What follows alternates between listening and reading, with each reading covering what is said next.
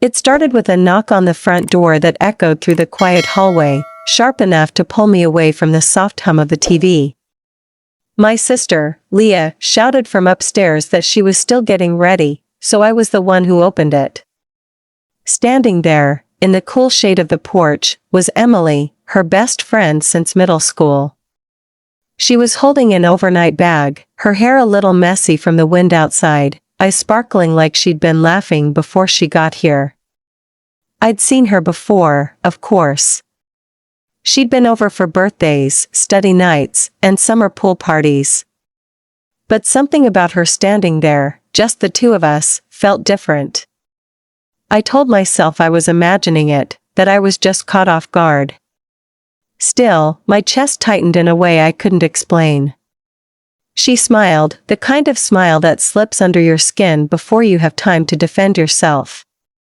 "Hey," she said softly, stepping inside, her perfume faint but warm. I closed the door and tried not to notice how close she brushed past me. We made small talk while she kicked off her shoes, but every word felt loaded, like there was something unsaid between us. Leah finally clattered down the stairs, full of energy, her voice filling the space and breaking whatever quiet current had started between Emily and me. The two of them hugged, and I watched, trying to ignore the odd sting in my chest. Later that evening, after dinner and hours of them laughing in Leah's room, Leah got a text and slipped out to meet her boyfriend. It wasn't unusual, and she promised she wouldn't be gone long. I didn't think much of it at first, until I heard Emily's footsteps coming down the stairs. She wandered into the living room, where I was curled up on the couch with a blanket, flipping through channels without caring what was on. She sank into the other end of the couch, tucking her legs under herself, her gaze settling on me like she was studying my face. "So," she said, drawing the word out. "Guess it's just us." My pulse picked up for no good reason, and I laughed awkwardly, muttering something about finding a movie to watch. She leaned in slightly, not enough to be obvious, but enough for me to feel the heat from her skin. As the minutes passed, the room seemed quieter, the air thicker.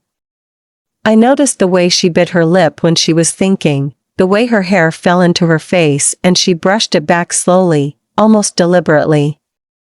I tried to focus on the screen, but my mind was restless, tripping over thoughts I shouldn't have been having. Somewhere deep down, I felt a shift, small but undeniable. It was like the ground between us had tilted just enough to throw me off balance. I told myself it was harmless, that I was just reading too much into nothing. But when she laughed at something I said, leaning back and letting her hand rest briefly against my knee, a rush of warmth spread through me. I didn't move away. She didn't either. And in that moment, I knew something had started that I couldn't take back. Leah's absence stretched longer than I expected, the minutes slipping by in a slow, syrupy haze. Emily stayed where she was, her body angled toward me now, her attention unflinching. The glow from the TV flickered across her face, catching in her eyes and making them look deeper, warmer, like they were pulling me in without meaning to. She asked me about school, about my plans, and I answered, though my words felt clumsy in my mouth. Every time she smiled or laughed, the sound settled low in my chest, making me feel lighter and heavier at the same time. I could hear the faint hum of the fridge in the kitchen, the occasional car passing outside, but otherwise, the house felt too quiet, like it was holding its breath with us. I shifted in my seat, pretending to get comfortable, but really I was trying to ground myself. My knee brushed against hers again, and this time it wasn't an accident. She didn't pull away. Her gaze lingered a second too long before she looked back at the screen. The movie played on, some romantic comedy Leah had put on earlier, but I couldn't follow the plot. My thoughts tangled around the nearness of her, the faint citrusy scent of her shampoo, the way her voice dipped low when she spoke softly. I told myself not to overthink it, but my heart refused to listen. At one point, she asked if I wanted something to drink, and I nodded. She got up, padding into the kitchen barefoot. I watched her go, noticing the loose sway of her hair against her back, the easy way she moved as if she belonged here. She returned with 2 glasses of water, setting mine on the coffee table before tucking herself back into the couch. This time, she sat a little closer, close enough for the blanket over my lap to brush against her leg. My pulse quickened again.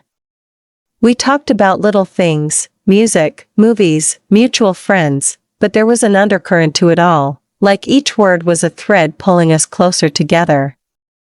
At one point, she paused mid-sentence, her eyes drifting to my mouth for the briefest moment before she looked away. I noticed it. She knew I noticed. Something in the air shifted, and my skin prickled. I reached for my water, more to break the tension than because I was thirsty, but when I set the glass back down, her hand brushed mine. It was a fleeting touch, accidental in theory, but deliberate in the way neither of us moved right away. The faintest smile tugged at the corner of her lips. My phone buzzed on the cushion beside me, and I glanced at it. It was a message from Leah saying she'd be another hour. My stomach twisted, not with annoyance, but with a strange, guilty anticipation. Emily's eyes flicked to the phone, then back to me. "Guess it's still just us," she said, her voice quiet, like it was meant to stay between us alone. The words hung there, heavier than they should have been, and for the first time, I wondered if she felt it too, that strange, magnetic pull neither of us had planned for, but both of us were leaning toward without saying it out loud. The air between us felt denser now, like it had weight, like every second that passed was pushing us closer together. Emily shifted on the couch, tucking one leg under herself so she was facing me more directly. Her elbow rested on the back cushion, her hand brushing her cheek in that unthinking way she did when she was listening closely. Her gaze didn't wander, it was locked on me, searching, almost as if she was trying to read thoughts I wasn't saying. I tried to focus on the movie, on the soft laughter track coming from the screen, but her presence was too distracting. Every detail about her seemed sharper, the faint dimple in her left cheek when she smirked, the way the curve of her lips softened when she wasn't speaking, the subtle scent of something warm and floral that seemed to cling to her clothes. I could feel my heartbeat in my fingertips, and I curled them into the blanket to hide the tremor. She leaned forward slightly, just enough for her hair to fall over one shoulder, and in a quiet voice, she told me about a trip she and Leah took last summer. Her words painted pictures of sunsets over the lake, late-night walks along the dock, and long conversations under the stars. I could see the fondness in her expression, but I also caught the flicker of something else, something almost hesitant, when she looked at me mid-story. It made my stomach twist in that now familiar way. I found myself asking more questions just to keep her talking, not because I cared about the trip, but because I liked hearing her voice. There was a rhythm to it, a way she lingered on certain words that made it feel like each sentence was meant just for me. Without realizing it, I had shifted closer too, the blanket now draped across both of us, my knee pressed more firmly against hers. She didn't move away. Her hand, resting on the couch cushion between us, was close enough that my pinky brushed hers when I reached for my glass. That tiny contact sent a pulse of heat up my arm. I didn't look at her right away, afraid of what might show on my face. But she noticed. I could feel her eyes on me, and when I finally glanced up, her lips were curved in the faintest, almost knowing smile. The pause between us stretched, long enough that the sound of the TV seemed muffled, far away.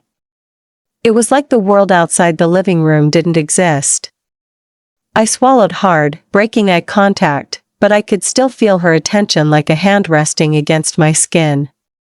She asked if I wanted to watch something else, her tone casual, but there was a quiet edge beneath it, like she was waiting for me to say something that might change the shape of the night.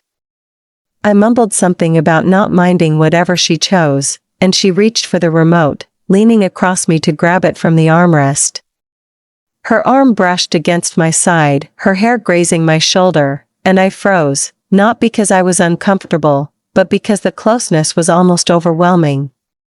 She pulled back slowly, her eyes catching mine again, and for a moment, neither of us smiled. It wasn't tension exactly, but it was charged, and it made it harder to breathe evenly. She settled back into her spot, the blanket shifting as she moved, and I realized we were now sharing its warmth fully. Somewhere in the back of my mind, I registered that Leah would be home soon, and the thought left me strangely unsettled, as if I wasn't ready for this quiet, charged space between us to end. Emily seemed to feel it too. She glanced at the clock on the wall, then back at me, her voice softer than before. "We've got time," she said, almost to herself, and it sent a shiver through me, not because of the words, but because of the way she said them, like time itself had become ours to keep, if only for tonight. Emily shifted again, turning her body toward me so fully now that the space between us seemed impossibly small. The blanket was warm over our legs, but the heat in my chest came from something entirely different. Her eyes held mine for a beat too long, and I felt that strange weight in my stomach again, the one that made it hard to keep my breathing steady. She started telling me a story about when she and Leah first became friends, how they'd met in gym class and ended up laughing so hard one day that the teacher sent them out into the hallway to calm down. Her voice was playful at first, but then it softened, her gaze drifting somewhere distant as if the memory was pulling her into its own little world. I found myself watching her lips as she spoke, tracing every subtle movement, every shift in tone.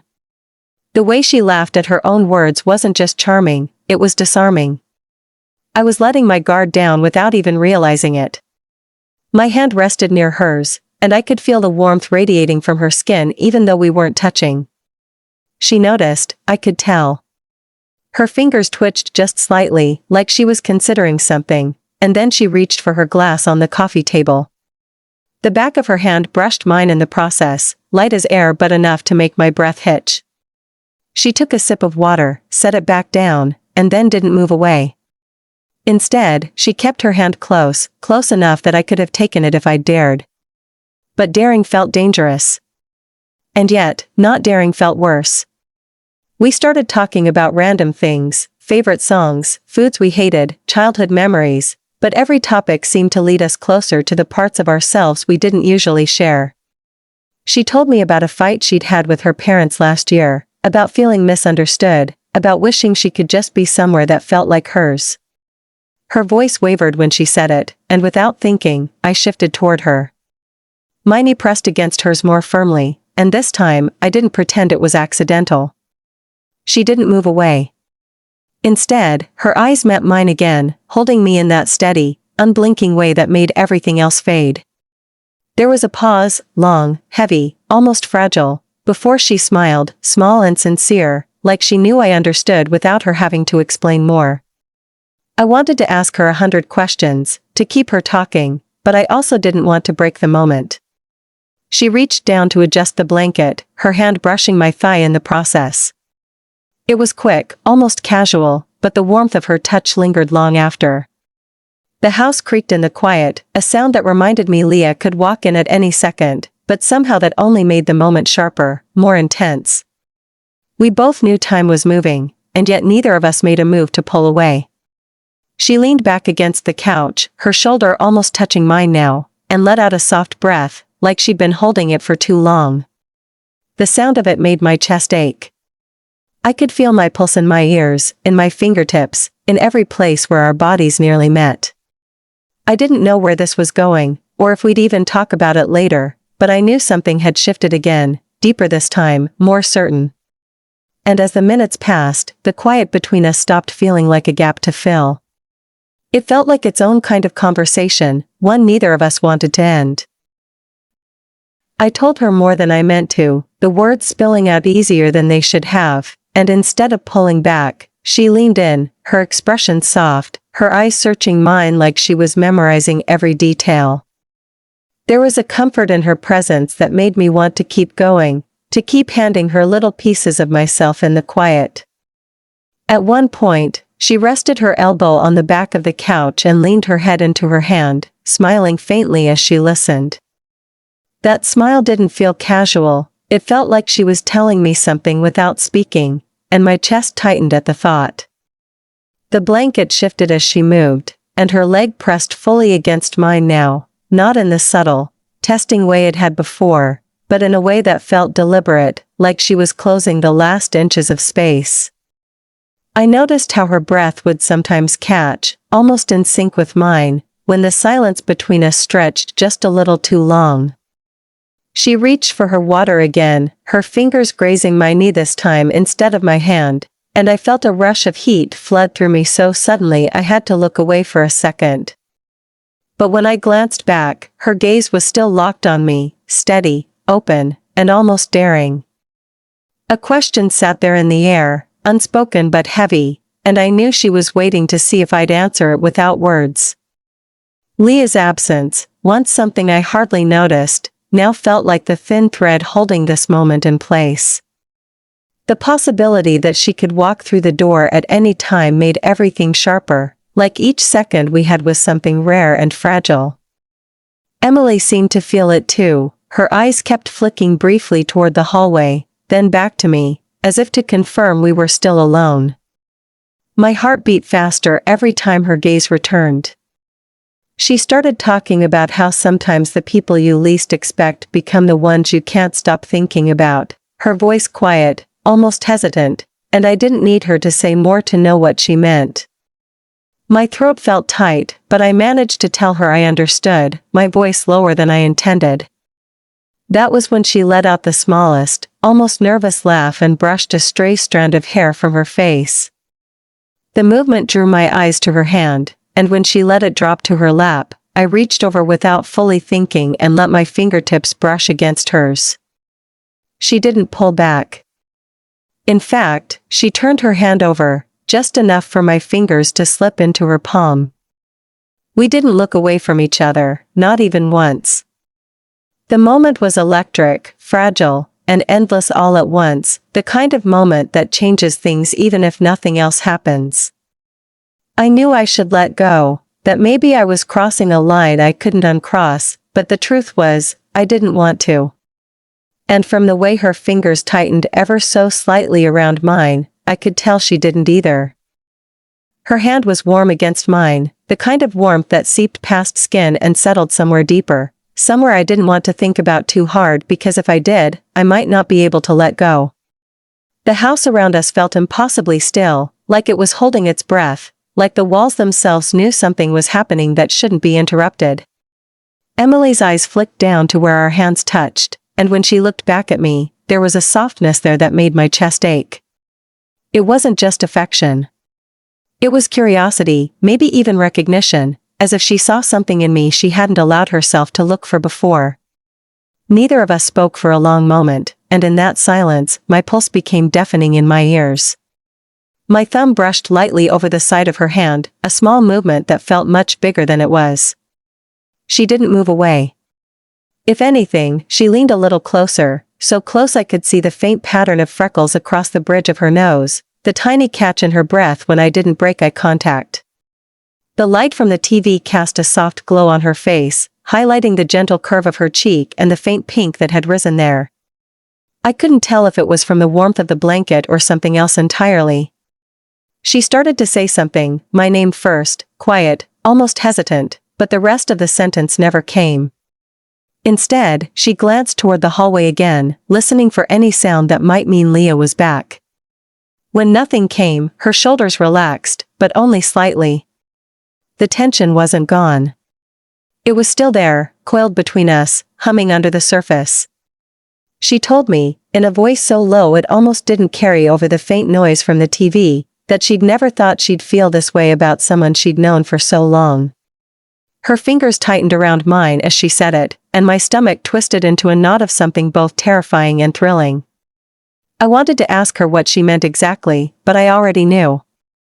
The truth was sitting in the space between us, unspoken but loud enough to drown out everything else. She let out a slow breath, the kind that feels like you've been holding it for hours, and I realized I'd been doing the same.